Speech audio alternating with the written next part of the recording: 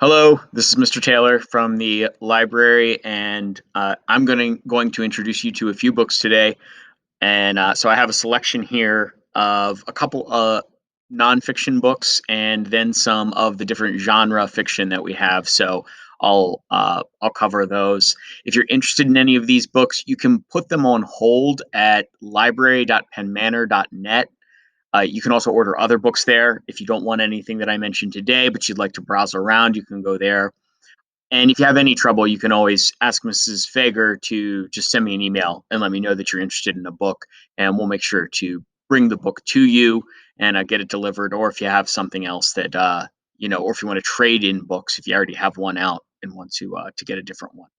So, as I said, I want to start with two nonfiction books as selections that you might like if you enjoy nonfiction. The first book is called To the Moon, and it is about one of the maybe I don't want to say least or less famous Apollo missions, but a lot of times when we talk about the moon missions and going to Apollo, the first thing people think of is either Apollo 9 or Apollo 13, and this is actually about Apollo 8, which was a really important moon mission because it takes place in 1968, right before we're about to actually step onto the moon, before Neil Armstrong gets there, before they actually plant the flag and all of those things. They need to show and demonstrate that the math is right for the calculations to get to the moon, to go around it, and to come back. And it's maybe the more dangerous of the missions because there's just a lot that can go wrong, and the calculations had to be absolutely perfect. And so this is about Apollo 8. It's about that the attempt to get to the moon and see it kind of up close for the first time. If you enjoy space and space exploration, you might like this one. Science, math a little bit, true story. Definitely some like kind of danger and excitement in just that. It's certainly there were times when things didn't go exactly as planned. What's neat, one thing that is kind of cool that I didn't know looking, and looking through the book, um, when they actually get to the moon for the first time, it's Christmas Eve. And so the broadcasts from the astronauts in the, seeing the moon is on Christmas Eve. And I just think that's kind of a neat thing that happens. So that's To the Moon. Give that one, like I said, if you like science and exploration, you might enjoy that one. The next book that I have is called Out of Hiding, and this is a true story also. It is the story, it takes place during World War II, Nazi Germany. And in Nazi Germany, we have a young girl who witnesses the horrors of the Holocaust. She sees people being rounded up. She sees the mistreatments, the executions. She is a witness to everything, but she's able to get out, and her family is able to arrange for her to get to the United States, and she ends up in Brooklyn. And the book is a series of kind of a combination of those first years as an immigrant to the United States, but also having the traumatic experience of witnessing the Holocaust firsthand, and what that meant at the time, because not a lot of people really realized what was going on. And here's someone who came to the United States really just kind of scared out of their mind. And so that's called Out of Hiding. Again, true story. World War II, if you like history, and maybe if you're interested in Holocaust literature to learn about that, you might like it. So other books now. I'll move to genre books. I'm going to start with a fantasy book that is called We Hunt the Flame. And We Hunt the Flame is a book that focuses on two separate characters. One of them is known as the Hunter, and they kind of fight off this darkness that's known as the Azure, and it's kind of this thing that's overtaking the land. It's kind of, it's killing people. It's this kind of dark magic. And again, fantasy book. We've got a lot of magic elements in this one. But the Hunter is this woman. She's hiding her identity partly because she is a woman, and she's trying to protect the people of her village and her town. Her name is Zafira, and then Zafira, the other main character in this book is Nazir, and so Zafira is this kind of protector, this kind of almost like a Robin Hood type of character, where she, got the cloak and the arrows and all that kind of thing. And then Nazir is this prince. He's kind of known as the Prince of Death, partly because he is the Sultan is an autocrat. It kind of destroys anybody who stands against him, and the prince is set out to stop this darkness. And both of them end up with this kind of quest to sort of restore magic to the kingdom. They believe if they do that, they can get rid of this threat. And it's about what happens to both of them. So kind of action adventure, fantasy, magic, all those elements in We Hunt the Flame. The next book, so this will actually connect back to the Holocaust book that I just mentioned. But this is called Almost Autumn. In Almost Autumn, this is a romance, but it's set in the backdrop. It's like a historical romance. It's set in the backdrop of World War II. It takes place in Oslo, Norway, and our main character is on the verge of kind of she's met someone, this person that she's met and that she wants to be with. They're kind of like just getting the relationship started, and this threat from Germany is coming, and her boyfriend essentially gets really pulled into the resistance movement and fighting the Germans. And it's about what happens to them, and it's about her decisions essentially with regarding him, but also her own risks that she will take in order to try to protect him and to try to protect the resistance. So that's called Almost Autumn. And if you're interested, again, I would say definitely romance, but also that historical element in that one too. The next book that I have here is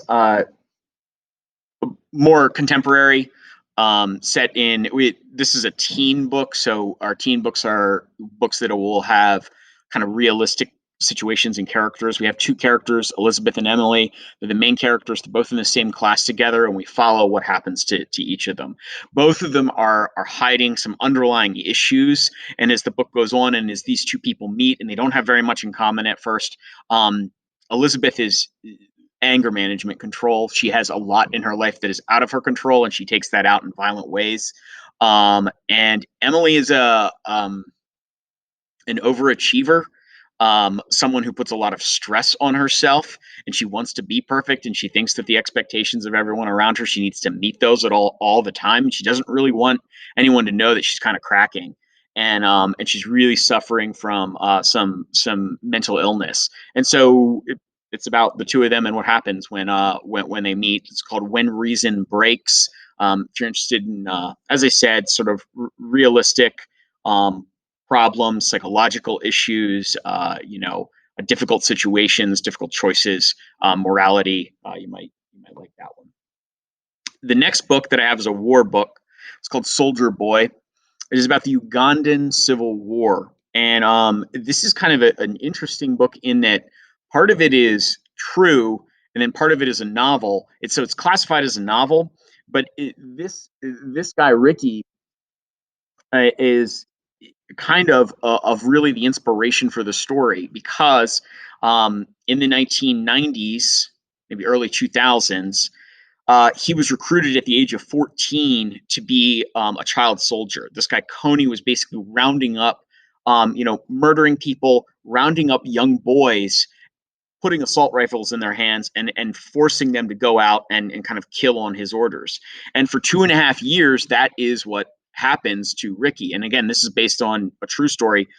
And then you have this kind of combination where now we flash forward 20 years, and he has escaped. He's made it to the United States. He's done well for himself. He's been able to recover from his war experiences, and now he goes to try to save another boy who is in a similar situation. Is someone else who has been recruited as a child soldier and has been brainwashed, and tries to go help him. So you get kind of both of those stories at once. So war book, again, contemporary war, something that actually went on, but then again has connections to, is also portrayed as a novel. Next book that I have here is a horror book. It's actually part of a series. There's a couple in this, but they don't necessarily need to be read in order. So if this one sounds interesting to you, it's totally fine to take it out. It's This one's called Category 5. It's again draws from real life. We've got in this Puerto Rico right after a Category 5 hurricane tears through the island, destroying people's homes. People are losing essentially everything, and what happens in the midst of that is this great evil is unleashed, and that's where you get into the horror element. Our three main characters go down there after hearing about some of the things that are happening and believing that perhaps these kind of grisly murders are connected to something supernatural. They go down there to Puerto Rico, this devastated country, at that right after the hurricane, to try to put a stop to this evil that has as I said, kind of been released into the country. So um, that one's Category 5. Next book is a mystery suspense book. It's called Caged. It begins with kind of a horrific crime. A young woman is found starved to death, locked in a cage in kind of like an abandoned house. Um, this caged killer, they call the killer, yeah, cage killer. So they call it the cage killer case. And this basically sets up our main character, who is a cop investigating it. Kind of her first big case, not one that she necessarily wanted to pull, and she is trying to find this person before another girl is caught and caged and starved. So it's kind of a serial killer story. It's a mystery. Certainly, it's a little grisly in the what happens. It's a kidnapping story also. So if any of those are areas that of as far as you know reading that you would like to check out, you might like Caged. Next book is a sports book. It's called Top Prospect. It's about a young man. He is entering ninth grade, and his brother has already been recruited. His brother's just gone to college and been recruited by a top team. He's playing for Florida, and partly that's important because it brings some attention to him as an eighth grader going to a ninth grader, and he is seen as a top collegiate athlete prospect, even though he has not even played a snap in high school.